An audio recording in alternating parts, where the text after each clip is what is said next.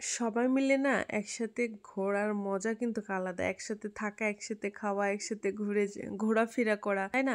তো অলরেডি আপনারা সবাই জানেন যে আমার শাশুড়ি এসেছে আমাদের বাসায় ২-৩ দিনের জন্য। এইজন্য আমার শাশুড়ি খুবই পছন্দ। আমরা যখন একসাথে রাজশাহীতে থাকতাম তখন খুব রেস্টুরেন্টে খাওয়াইতাম, ঘুরতাম। তো এখন যেহেতু আমার শাশুড়িরা গ্রামের বাসায় থাকে এইজন্য যেহেতু এসেছে তো চলে গেলাম ওমর থিম প্লাজাতে আরো রাতে। কারণ এখানে গেলেই আমরা ওই রেস্টুরেন্টেই খাই। আর আমার শাশুড়ি যেহেতু নাচোচ পছন্দ, আগে থেকে আমরা ওমর থিম প্লাজাতে নাচোচ খাইতাম।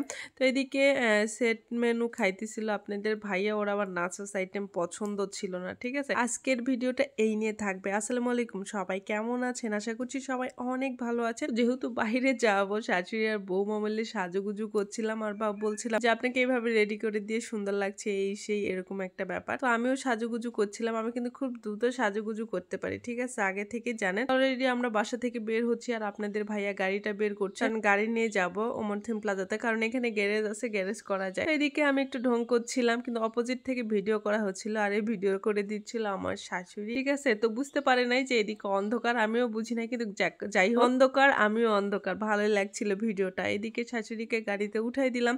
তো আমি একটু সামনে বসলাম, বসে আমার ফুফু শাশুড়িও কিন্তু ছিল, শুধু শাশুড়ি না, আমার ফুফু শাশুড়ি আমাদের বাসায় বেড়াতে আসছে, মানে সবার বড়। তো এদিকে উনাকে নিয়ে চলে গেলাম, যায় নিউ মার্কেট ওমর থিম প্লাজাতে, যাই গাড়িটা গ্যারেজ করলাম। করে ওমর থিম প্লাজা তো আসলে বন্ধ ছিল অনেকদিন যাবত। তো আমরা চিন্তা করছিলাম যে এখন যে খোলা পাবো কিনা। অলরেডি খোলা পেয়েছি, কিন্তু কারেন্টের এখনো পর্যন্ত সে ব্যবস্থা করা হয়নি, বা এসির কোনো ব্যবস্থা করা হয়েছিল না সেই টাইমে। এত পরিমাণ গরম এখানে যায়, আমরা ভাবছি আর এখানে থাকা সম্ভব না। তারপর আমার শাশুড়ি আমরা সবাই মিলে বসলাম, একটা টেবিল ফ্যান সেট করে দিল। আর এদিকে মোনালিসার একটা ছবি দেখছিলাম, মেবি মনে হয় আসলে মানে এই গানের কথা মনে হচ্ছে যে তুমি মোনালিসা নও, তুমি কেউ নও, মোনালিসা আসলে সুন্দর ঠিক আমার মতো।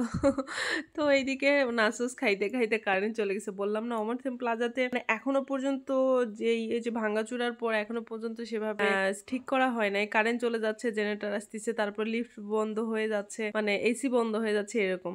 তো আপনাদের ভাইয়া যেহেতু নাচুস খায় না, ও সেট মেনু অর্ডার করছিল, ওর আসলে ডিনার হয়ে যাচ্ছিল রাতের, এরকম একটা ব্যাপার। আমার আবার সেট মেনু ভালো লাগে না, এরকম নাস্তা আইটেমই ভালো লাগে। এই জন্য নাচুস 2 প্লেট অর্ডার করছিলাম, যেহেতু 3 জন ছিলাম।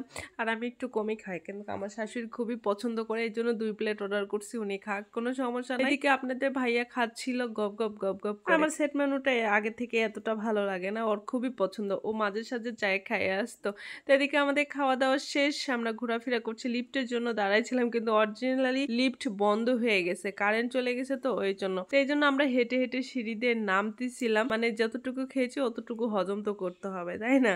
তো যাই হোক, অনেক মজা লেগেছে, অনেক ঘুরেছি, যাক যতটুকু ক্যামেরা বন্দি করছি এতটুকুই তো আপনাদের সাথে শেয়ার করতে পেরেছি, তাই না? তো শাশুড়ি বৌমা মিলে অনেক ঘুরলাম। তো এখন কিন্তু ঘুরে গ্রামের বাসা আমরা চলে যাব, কারণ আমাদের ঘোরাফেরা শেষ। তো আমরা গ্যারেজে যেহেতু গাড়িটা রেখেছি আর গ্যারেজ করেছি, তো গ্যারেজের ভিতর চলে গেলাম, যাই এখান থেকে উঠে চলে আসলাম আর দেখলাম যে মাটির নিচে ওমর থিম প্লাজা গ্যারেজটা, মানে আমি আগে কখনো যাই নাই, ভালো লাগছে। তো অলরেডি আমরা গান শুনতে শুনতে বিদায় নিয়ে নিলাম এখান থেকে। তো আজকের ভিডিওটা কেমন হয়েছে সবাই একটু কমেন্ট করে জানাবেন, ঠিক আছে? Tata, bye bye.